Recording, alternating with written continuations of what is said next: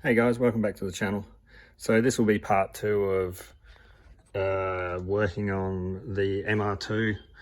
I've had some stuff turn up in the mail today in the post. So we've got the fuel pump. I ordered a OEM style VDO pump. So you can see there, and the coil has turned up. So I purchased a NGK coil, which is down there, and I'm still waiting on the spark plug leads to come for it. So they may be here tomorrow, I don't know, but we'll see how we go. So my plan is to get that pump back in there today and try and get that tank back up in there today.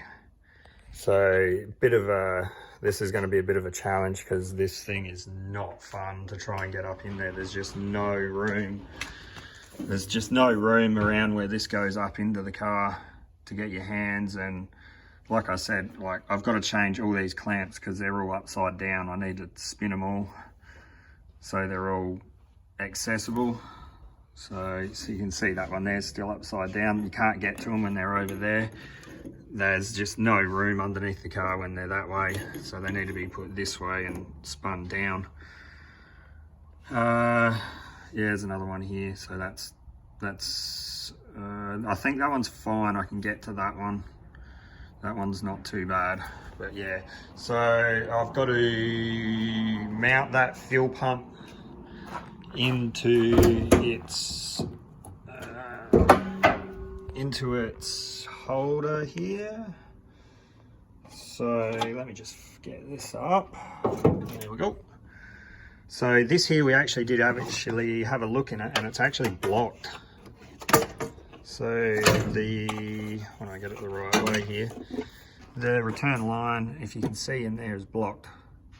So we're going to have to clean out the return, and we'll be checking the feed as well, so the high pressure line, to make sure that that's not blocked as well, because if this goes back up in there and it's blocked, we're going to have a lot of fun pulling it all back out again.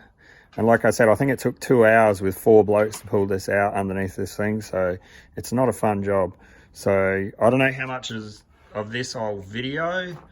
I'll probably just do updates and let you know how we're going with it, but it's a very tedious process, this bit. So I'll just do an update, and yeah, we'll just go from there. All right, let's get into it.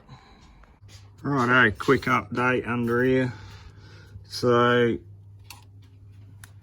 the tank's up and in there. We've been at it for probably a bit over an hour and a half, but I don't know if you can see up in here, the nightmare. All these hoses, there's 4 up there, and then there's 1 above up in the back of the engine bay, and there is no room to get your hand in between here. I can just get my hand in between here to do this. So just up in here, you can see my hand, how big it is in there to do all that up. The old boy's been down there mucking around with some brackets. There's one with a pin in it. We've had to get the up and above it, the fuel pump wire back up into the shifter location. That was a pain in the bum. And then back here, you got all the tin heat shrouds. So yeah, all of these shrouds right here. So there's like about 6 bolts down the bottom and 2 up the top, and they're all behind the turbo here. You can see the shroud just in here too. It's bolted all the way along. It's just to protect the back of the firewall here. So yeah, that's just a bit of an update, guys. All right, we'll keep plucking away with this. All right, another update. We got it back up and in, the fuel tank's in, all the lines are done, the handbrake cables are all in. So it's taken over 2 hours to get this out. It is where it is now. We're not going to put the under tray back under this yet, because I want to make sure that all these lines up in here aren't going to leak and carry on. So we'll get it running first, and then we'll sort that all out. So yeah, like I was saying before earlier, that I'm still waiting on spark plug leads to come for this. So it'll be a couple more days before they come back in, and when they come back in, then I'll get them on and I'll get that coil put on as well. I'm waiting for a lead as well for the coil. Somebody actually cut the, actually I'll just quickly show you what they've cut to put that aftermarket coil on it, if I can get out of here. It's not the easiest thing to get out of. Alright, here we go. Here we go. So that's the original coil there, but they cut the wires. I'll get the old boy to hold the torch here. So they actually cut the wires down in here, as you can see, and to adapt the aftermarket coil and put it in here, where the original coil bracket bolts down where that bolt is. So yeah, what I've got to do is rewire. I'm waiting for a plug to come, a genuine Toyota plug. I found one, but it's got to come from the UK, and then I've got to wire that in, and then I can put in this coil right there, the new one. So yeah, it'll be a couple more days before the leads and stuff come in, and then I'll get that done. So then we'll pick the video up there. Alright, so you'll see me in a couple days time. Righto, next day. So I had the spark plug leads turn up. So what I'm going to do is just swap them on one by one so I don't get mixed up here. That'll probably be all I do for today. We'll leave it for another day. I'm quite busy at the moment doing other stuff. So yeah, I'll grab them new leads, put them all on here. I do still have to put the new coil in, that's the old one, so I've still got to put that down in here. But yeah, just like I said, I'm really flat out at the moment. So this might be the next couple days I'll get back out here and get that coil in, and hopefully the that genuine Toyota plug for the coil, which plugs into that there, turns up, which I think I said the other day, that's got to come from the UK. So it did say that it was going to take 2 weeks to get here, so it's probably about a week away at the moment. So we'll get these leads on, and I'll show you them when they're on, and then I'll leave it for a couple of days, come back out and do a little bit more work on it. Okay, leads are on. They're not a fun thing to get on in a little car like this, or where there's not much room. So yeah, it's just a quick walk around just showing you that they're on. So yeah, I'll pop back out here in the next couple of days and yeah, get the coil in, and hopefully that plug for the coil will be here from the UK as well. Alright, so I'll leave it off there and I'll pick back up on this in the next couple of days. Righto, so it is a few weeks later and I've had this plug turn up from the UK. So it's a OEM style Toyota coil plug, and yeah, it's just turned up today. So I'm gonna have a go at just connecting it onto the back of these wires, but not hard wiring it, because I don't know if the wiring's right in this thing or not, because obviously somebody's cut the wiring, which I showed in a previous video down in there, you can see it. And I'll get the new coil in. So this is the new one, the old one, the original one sitting over there. The igniter's here. So this is the original igniter out of the car.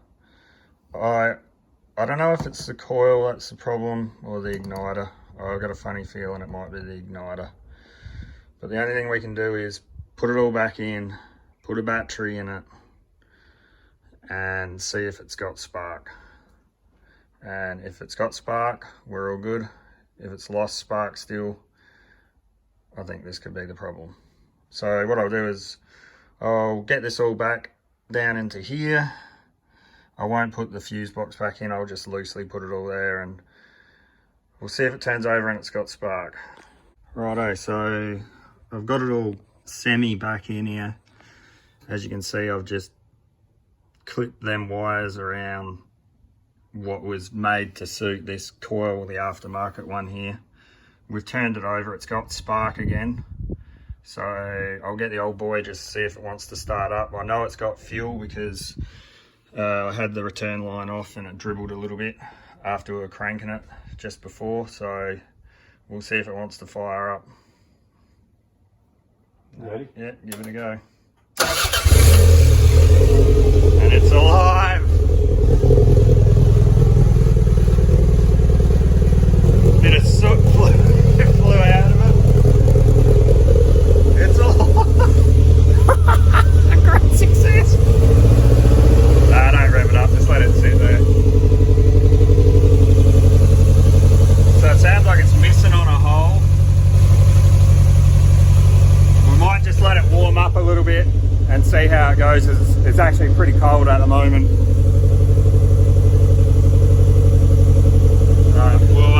We'll just keep an eye on it and I'll get back to you on it. Righto, so we've got it. I've rewired it all now. So it's all in here. I've all soldered it and heat shrinked it and put a bit of this black stuff over it. Everything's back together, so we'll fire it up now. And just let it warm up a little bit, I think.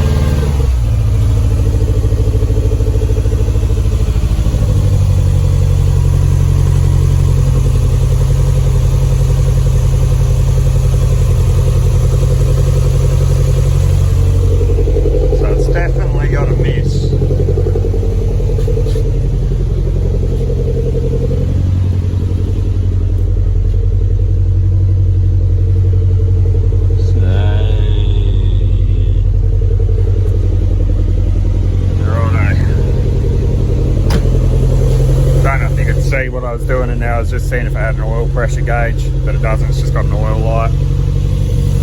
So what we might do is just work out which one it's missing on, and then we'll let it warm up a bit more. Alright, we'll find out which one it is. Righto, so we worked out what the problem was. It needs plugs, so what we did to work out what the problem was we found out which one it was missing on. So it was missing on number 3. So we pulled number 3 out and we swapped it with 4, and then it started missing on 4. So we worked out that it's the actual spark plugs. So we cleaned them up and put them 2 back in, and it's running on all 4. So you can hear it. It's 100% over what it was just before. So yeah, it's running on all 4. We'll get some new plugs for it. But yeah, all the dash works and everything in it. So yeah, it did blow out a bit of barn dust as well here and there. So I can scrape this up for you guys if you want to put it on your car, because it'll add value. But yeah, so we'll get some plugs for it. There's other things that we need to do with this. So we've got to get the trays that go all underneath the car. We've got to get it off of the ramps and stuff like that. So yeah, but we have to put this on the back burner for now, because there's something else that's come up that's way more important than dealing with these cars at the moment. It's going to be coming in an upcoming video, and we'll be starting videos on that thing very soon. So yeah, and just another thing, guys, 90% of people that watch all these videos of mine are unsubscribed, and to subscribe to a channel, they're free. So just go down, click the subscribe. It'll help me out a lot. Great success. So yeah, but yeah, we'll leave this one here. Like, I don't really want to run this thing too long. It's really low on fuel. I only put about 5 litres of fuel in it, and I don't want to run the new pump dry because that's brand new. So it's probably not a good idea to run a brand new pump dry. So we'll put some more fuel in it and yeah, go from there. But yeah, so we'll leave this one off here, and we'll sort this out another day. So as always, guys, like, comment, subscribe, and we'll see you guys in the next one. Cheers, bye.